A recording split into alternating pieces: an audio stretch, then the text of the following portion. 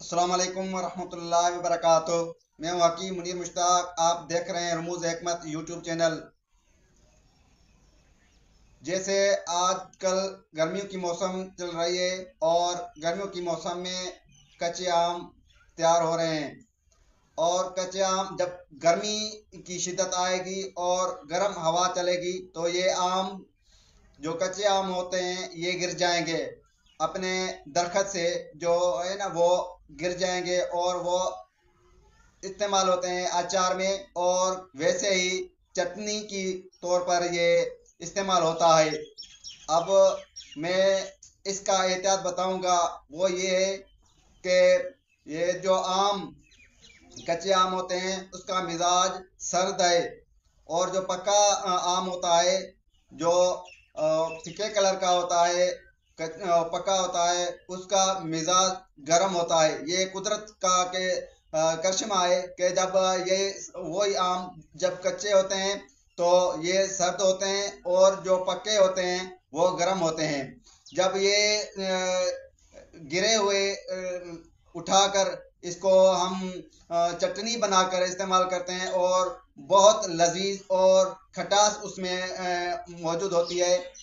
फिर ये हम क्या करते हैं, ये इस्तेमाल करते हैं कि चटनी वगैरह इस्तेमाल करें, या नींबू। नींबू भी इतना ही खतरनाक है। जिस तरह मैं आपको कच्चे आम का बता रहा हूँ कि कच्चा आम जो हम इस्तेमाल करते हैं, खाते हैं, तो वैसे ही नींबू भी हम उसकी चटनी भी बनाते हैं, और गर्मियों की मौसम में उसका शरबत भी बनाते हैं।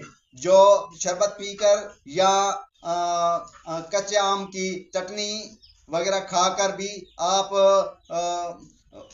नहाते हैं, तो यही बड़ा नुकसान है। मैं आपसे एक बात जरूर कहना चाहता हूं कि आप जहर इस्तेमाल करेंगे, जहर खाएंगे, तो उसका इलाज हो सकता है।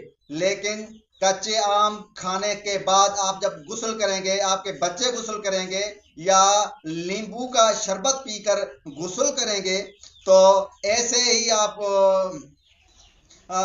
आपको दवाई असर नहीं करेगी। ये जो दिमाग के जो पट्टे होते हैं, जो रगों के छोटे छोटी जो बारीक रगें होती हैं, जिसको गोश्त को मेंटेन करती हैं, वो सुन्न हो जाती हैं। अगर वो सुन्न हो जाती हैं तो दिमागी फालिज भी हो सकता है, किसी भी जगह से फालिज हो सकता है। और ये जिसको आसान सिंधी में संड्र मुझण कहते हैं, यानी इन जो रगें होती हैं वो बिलाक हो जाती हैं। और ये सिर्फ इस बात के लिए, सिर्फ कि आपने आम की चटनी इस्तेमाल की, खाई, या कच्चे आम वैसे ही लजीज होते हैं, छोटे बच्चे जो बहुत शौक से खाते हैं, फिर वो नहाने के लिए गांव के नहर में जाते हैं, या नलके वगैरह, या हैंड पंप के नीचे गुस्ल करते हैं। तो ये परहेज लाजमी करनी चाहिए कि जब भी आप ऐसी चीज इस्तेमाल करें, नींबू का शरबत इस्तेमाल करें, और कच्चे आम की चटनी इस्तेमाल करें, तो किसी भी सूरत में न आप गुस्ल करें और न बच्चों को गुस्ल करने दें। वे नहीं तो आपके जिसने भी ये अमल किया, वो उसके जो पट्टे हैं, उसके जो शरानी में वो ब्लॉक हो जाती हैं। वो ब्लॉक होने की वजह से कोई भी हकीम या डॉक्टर ऐसा कोई उनको वर्ली होगा जो इसका इलाज कर पाएगा। अगर मर्द शिद्दत इख्तियार करेगा तो इसका कोई इलाज नहीं, इसकी परहेज ही बेहतर है।